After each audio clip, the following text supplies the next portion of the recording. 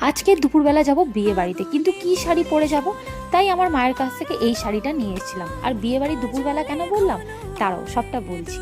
তার আগে বলে দিই, এই শাড়িটা আমার ভীষণ ভালো লেগেছিল, আর বিশেষ করে এই নতুন ব্লাউজটা আমি কিছুদিন আগে কিনে এনেছিলাম, আর এই শাড়িটার সাথে খুব ভালো যাচ্ছিল, তো এই জন্য এটাই নিয়ে নিলাম। আর মায়ের এই শাড়িটা ভীষণ হালকা, তো আমি ভাবলাম এই শাড়িটাই পরে যাওয়ার জন্য দুপুরবেলা একদম পারফেক্ট হবে।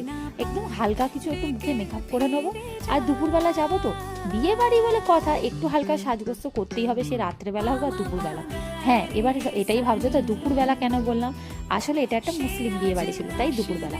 আর এই কালার বারের এই যে প্রাইমারটা দেখছো, এটা না ভীষণ ভালো, জানো তো। যদি তোমরা কেউ চাও একটা ভালো প্রাইমার কিনতে, তাহলে বলবো এটা খুবই ভালো। আমি মেকআপ সম্পর্কে খুবই কম জানি না বললেই চলে।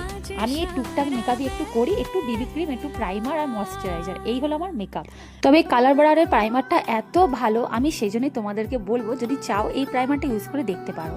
আর আজকে যে বিয়ে বাড়িটা যাচ্ছি, এটা হচ্ছে আমার বান্ধবীর বিয়ে, মানে আমার সেই স্কুল লাইফ থেকেই ও বান্ধবী বলতে গেলে। আর থেকেও বড় কথা, ও আমার বান্ধবীর বাবা আর আমার বাবা দুই বন্ধু মেন, সেই সূত্রেই কিন্তু আমাদের ফ্যামিলিতে তো ওই জন্যই আরও বেশি করেই নিমন্ত্রণ তো কোনো না কোনো কাজে আমাদের হতেই থাকে। তবে হ্যাঁ, ও যেহেতু আমার বান্ধবী হয়, তাই আমাকে আলাদা করে একেবারে কার্ড দিয়েই ও নিমন্ত্রণ করেছিল। আর আমার বাবা মারও নিমন্ত্রণ ছিল, তবে কিছু কাজের জন্য বাবা আর মা যেতে পারছে না, তাই আমি আর আমার বরই আজকে যাব। মা আর বাবা গেলে ভীষণই ভালো লাগতো, কিন্তু কি আর করা যাবে, ওরা দুজনে কেউই যেতে পারবে না, তাই আমি আর আমার বর যাবো বলে ওই জন্য আমি তো রেডি হয়ে নিচ্ছি। কিন্তু আমার বর মশাই তখনও বাড়ি আসেনি। আর ভাবলাম যে আইলাইনারটা পরবো না, তারপর ভাবলাম না, আইশ্যাডো তো পরবো না, আইলাইনারটা একটু হালকা করে পরেই নিই, তাই পরেও নিলাম। আর তার সাথে হচ্ছে এই দেখো, এইটা আমি কিছু মাস আগে কিনেছিলাম, শ্রীহরির এই গয়নাটা আমার না ভীষণ ভালো লেগেছিল।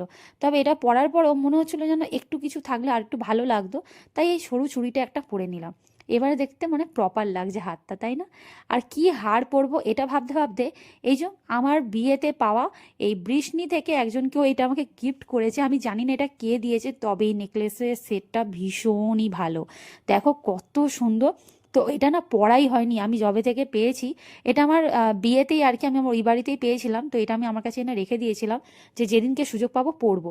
অবশেষে আজকেই ভাবলাম পরে ফেলি, তো আজকে বক্স থেকে বার করে আগে পরে দেখছি যে কেমন লাগে।